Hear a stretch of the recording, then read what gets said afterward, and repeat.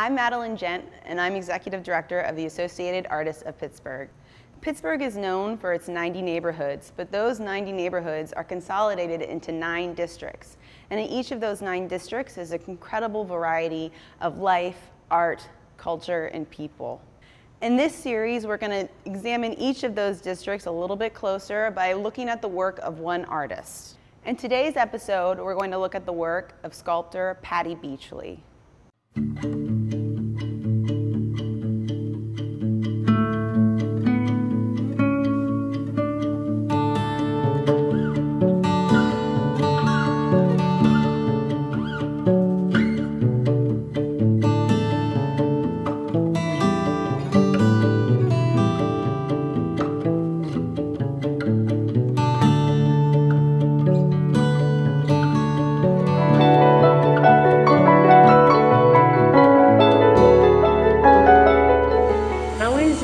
Material manipulation because I felt it was challenging. I'm Pati Beachley and I'm a sculptor. I do mostly metal casting. I've been casting metal for over 20 years now, and I really love the process because you make your object and then you make the mold, and then you either burn it out or get rid of your pattern, and then you're left with a void, and then you cast into that void and open it up kind of like this present. And then it's this ugly baby you have to clean up again and make it nice and figure out your presentation. So it has this lovely process involved with it, and it's a lot of work, but I think that it's rewarding in some way to move through that type of process. Metal casting's a big boys' club.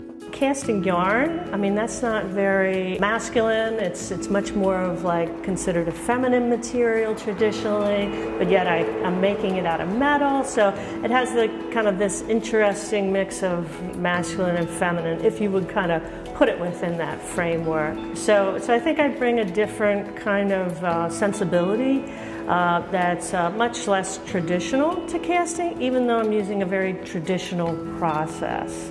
Initially, I was very strong with academics, didn't necessarily have a focus in high school. I would take art classes kind of to relieve the stress.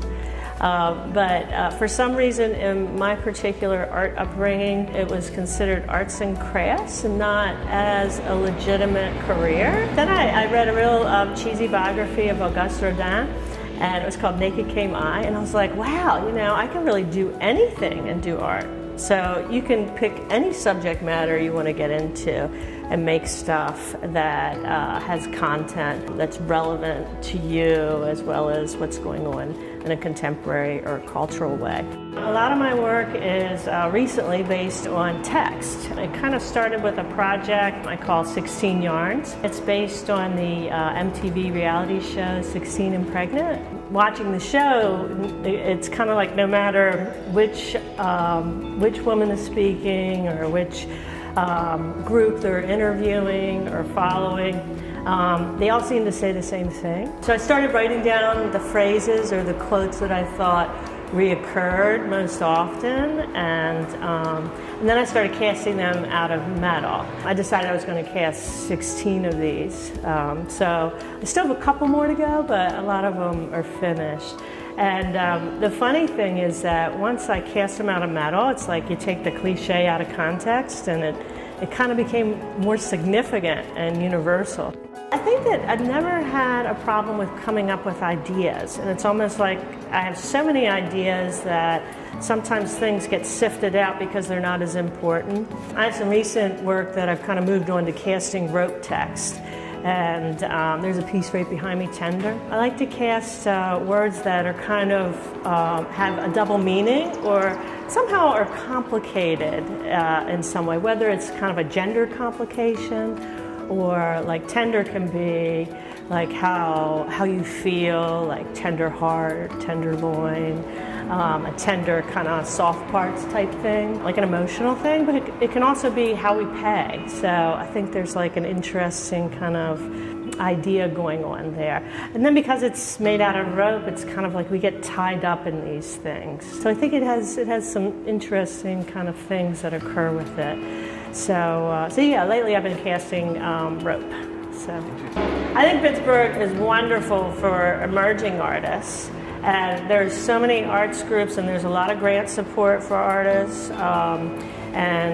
The Greater Pittsburgh Arts Council has a lot of professional development for artists as well. So it's the perfect place for an emerging artist to mid-career artist. I think once you hit mid-career, what happens is there are a lot of nonprofit organizations where you can show with, like the ones that I belong to. There isn't the old commercial kind of gallery system where you get picked up by a gallery and you're part of their stable of artists, and then they promote your work. So I think that there needs to be something there for mid-career artists that are moving on to other types of venues or stepping up their career in some way. Because a commercial gallery will attend art fairs and things like that, and things will start to occur more nationally instead of regionally. So I think the regional kind of servicing for the artists in the local scene is excellent, and there's a lot of support. It's just that mid-career forward, I think it isn't as, the structure isn't there because you don't have a lot of commercial galleries in Pittsburgh. I think there's like one. Where I live in the South Side. South Side is a really great place, and I love how walkable it is. I can walk anywhere to get what I need. And as an artist, it's interesting to think about all the historical sites there in Southside. You have the different steelworks that have been closed, but you also have like relics from those particular industries. So you have like the Bessemer furnace up at Station Square. You have different, those giant steel ingots down at Southside Works. So you feel kind of knitted in and tied into the industry, even though you're an artist. And also, like, I think it used to make a third of the world's glass at some point before the steel industry came to that area. So, so there's a lot to dig into historically, and as a sculptor and metal caster, I feel kind of knitted into that history because I use materials. So it's a really great place to live because of that. Part of the reason for this studio is I think Braddock's a really big up-and-coming area. It'll probably turn over in the next 5 to 10 years very quickly into a desired place to live and work. Particularly, I cast at the Cary Furnace site. That's where I do my iron casting. So just being like over on the other side of the bridge from that makes it really easy for me to go to the site to work on molds there, as well as come back here. So, so I love the location right here, and I mean, you know, Edgar Thompson's just up the street, so it's kind of cool. This reminder of, you know, things still working in the past. Pittsburgh is super cool.